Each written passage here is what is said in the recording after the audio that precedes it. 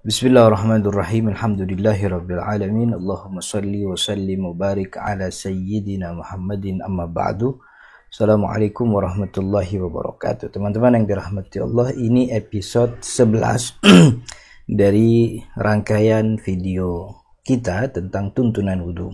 Episode 11 ini sebagaimana kita tahu di episode sebelumnya, episode 10 adalah episode terakhir yang membahas tentang rukun wudu. Karena itu pada episode kali ini kita akan bahas tentang sunnah-sunnah wudu yang jumlahnya kita batasi. Kita akan bahas 16 sunnah-sunnah wudu.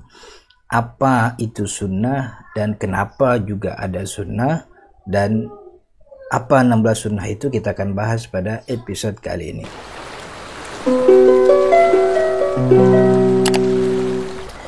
Teman-teman yang dirahmati Allah, sunnah wudu itu adalah perkara yang dianjurkan untuk dikerjakan di dalam wudu, akan tetapi bukan keharusan. Artinya mencukupkan diri untuk mengerjakan rukun wudu yang 4 anggota tubuh di pertemuan sebelumnya, basuh muka, tangan sampai siku, mengusap sebahagian kepala, dan membasuh kaki sampai mata kaki. Itu sudah cukup karena itu standarnya, itu rukunnya, itu patokan sahnya wudu. Itu yang saja yang dilakukan sudah cukup. Tapi sunnah adalah di luar rukun, ya gitu ada anjurannya. Ada anjurannya. Jadi mau dikerjain ya bagus, tentu akan menambah pahala. Tidak dikerjakan pun wudu Anda tetap sah gitu. Tapi kan akan sangat lebih baik seorang muslim itu selalu mencari, selalu berusaha untuk terus bisa mendapatkan pahala lebih dan lebih. Ya maka itu kerjakan sunnah-sunnah ini. Keberadaannya artinya adanya sunnah wudu ini menambah kesempurnaan wudu karena Nabi Muhammad SAW melakukan ini. Nah kemudian jumlahnya ada banyak ya. Jadi kalau kita buka kitab-kitab fikih, sunnah wudu itu jumlahnya sangat banyak sekali, sangat banyak. Cuman kita batasi hanya 16 sunnah wudu saja yang akan kita pelajari pada pertemuan atau pada serial tuntunan wudu ini. Nah kalau ditanya untuk apa sih? Kan rukun yang 6 kemarin, rukun 6 basuh muka, basuh tangan sampai siku, ngusap sebahagian kepala, basuh kaki sampai mata kaki, itu kan udah cukup sebagai bentuk wudu yang sah. Artinya kalau itu dilakukan ya sudah, nggak perlu wudu lagi, ya betul itu sudah sah. Akan tetapi kenapa sunnah wudu sebaiknya dikerjakan? Pertama ittiba'an. Pertama itu untuk ngikutin Nabi Muhammad SAW. Dan kita punya contoh dalam menjalankan ibadah ya Nabi Muhammad. Dan Nabi Muhammad SAW walaupun ini bukan keharusan, tapi Nabi Muhammad mencontohkan. Maka akan sangat lebih baik kita mengikuti apa yang dijalankan oleh Nabi Muhammad SAW walaupun itu bukan keharusan. Karena mengikuti sendiri, mengikutinya Nabi, jadi kita ngikutin Nabi itu aja udah pahala. Walaupun yang diikuti itu bukan keharusan, atau mungkin yang diikuti itu hanya sekedar sesuatu yang mubah. Seperti gaya makan, gaya tidur, gaya berpakaian, itu sesuatu yang mubah. Tapi kalau kita ngikuti Nabi dapat pahala.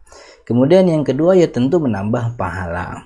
Karena kalau kita lihat dalam sehari-hari kita gitu ya, kalau kita bandingin dosa sama pahala yang kita hasilkan, rasa-rasanya kurang gitu ya. Artinya kita mungkin ibadah, tapi di luar ibadah pun kita ngomongin orang, lebih lagi di zaman media sosial. Jadi kalau cuma ngandelin yang wajib-wajib doang, kayaknya dosa kita nggak kekejar nih. Maka untuk bisa menambal itu, kerjakanlah yang sunnah gitu. Dan lebih lagi dalam sabda Nabi Muhammad, beliau mengatakan bahwa kita itu akan dekat kepada Allah. Salah satu cara mendekatkan diri kita kepada Allah dengan memperbanyak ibadah-ibadah yang sunnah begitu. Nah kemudian yang ketiga memperpanjang gurroh. Apa itu gurroh? Kita bisa pahami dari hadis ini. Jadi Nabi Muhammad SAW, teman-teman yang dirahmati Allah, mengatakan dalam sabdanya, Inna ummati yud'auna yaumal qiyamah, ayatuna yaumal qiyamah, bahwa umatku tuh nanti datang di hari kiamat gurron muhajjalin, muka dan badannya tuh cerah berseri-seri, min atharil wudu, karena sebab ada bekas wudunya. Faman istata'a minkum ayyutilu gurratahu falyaf'al. Siapa yang bisa memperpanjang wudunya maka kerjakanlah. Jadi gurroh itu nanti kita akan datang ke hari kiamat sebagai dengan muka yang cerah berseri-seri karena bekas wudunya. Maka kalau banyak bagian tubuh kita yang terkena basuhan wudu, walaupun itu sifatnya sunnah, tentu akan menambah cerahan. Dan gurrah itu teman-teman yang dirahmati Allah adalah sebagai tanda kita bahwa kita umat Nabi Muhammad yang siap untuk ditolong dan mendapatkan syafaat Rasul Shallallahu Alaihi Wasallam. Jadi jangan abaikan sunnah-sunnah ini. Tadi sebagaimana kita katakan teman-teman yang dirahmati Allah, sunnah itu ada 16, tapi sunnah itu ada banyak, tapi kita hanya pelajari beberapanya yaitu dengan jumlah 16. Jadi pada pertemuan kali ini kita akan bahas belum semuanya, hanya mungkin nomor 1 sampai nomor 4 saja. Nah, sunnah wudhu yang pertama adalah membaca bismillah di awal. Jadi di awal wudhu kita baca bismillahirrahmanirrahim. Dan ini perkara yang memang umum ya, dalam arti kata Nabi Muhammad dalam sabda yang lain, sesuatu yang punya nilai syariat, punya kedudukan dalam syariat ibadah, kalau tidak dimulai dengan bismillah fahuwa aqta, maka pekerjaan itu aqta, terputus dari keberkahan. Jadi biar ibadahnya sah, dapat pahala sekaligus dapat keberkahan, nambah kebaikan, ya bacalah bismillah. Kemudian yang kedua sunnah wudhu yaitu membasuh telapak tangan sebelum menciduk airnya. Ini kondisinya kalau kita wudhu langsung ke bak ya, langsung kita punya wadah air kita langsung ciduk, dan itu sesuatu yang biasa ya bagi beberapa orang ya, wudhu langsung di kolam. Nah kalau kita wudhunya langsung di kolam, sunnahnya kita ambil dulu ciduk air, entah dengan gelas atau dengan gayung, kemudian basuh dulu tangan kita di luar bak tersebut. Kenapa ada anjuran seperti itu? Kata Nabi Muhammad, fa innahu la yadri aina batat yaduhu, karena dia nggak tahu semalam tidur itu tangannya nginep di mana, dia nggak tahu.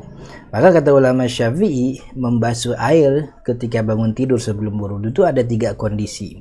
Pertama, kalau dia yakin tangannya itu suci, artinya dia yakin sekali bahwa tangannya itu tidak berada pada tempat-tempat najis ketika tidur, maka tangannya suci. Karena tangannya suci, ya maka membasuh itu menjadi sunnah.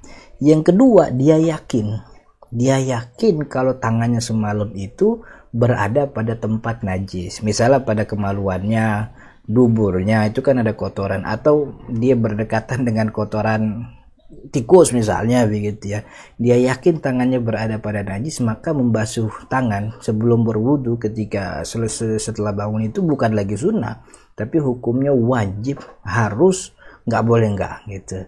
Nah kondisi ketiga dia ragu, dia nggak tahu apa itu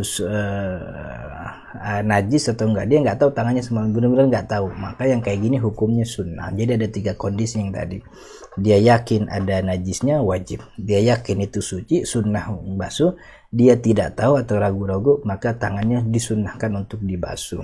Kemudian sunnah selanjutnya itu siwak. Jadi ketika sikat gigi mulailah dengan bersiwak.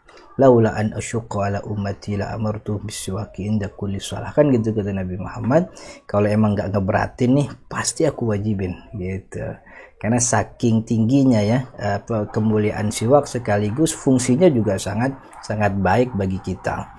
Kemudian yang keempat, kumur-kumur dan membersihkan hidung. Nah ini teman-teman yang dirahmati Allah, kumur-kumur dan membersihkan hidung itu sunnah wudhu dalam pandangan Asy-Syafi'iyah. Tapi kumur-kumur dan membersihkan hidung itu adalah kewajiban dalam pandangan mazhab Imam Ahmad bin Hambal. Jadi kalau ada yang bingung kumur-kumur itu sebenarnya wajib atau sunnah dalam mazhab Syafi'i, tapi dalam pandangan mazhab yang lain hukumnya itu kewajiban, yaitu mazhab Imam Ahmad bin Hambal.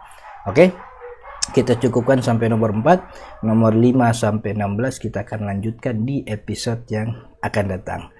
Tetap pantau channel ini, mohon dukungan untuk subscribe sekaligus menyebarkan video ini memang jika dirasa bermanfaat. Hadanallahu wa iyyakum ajma'in. Assalamualaikum warahmatullahi wabarakatuh.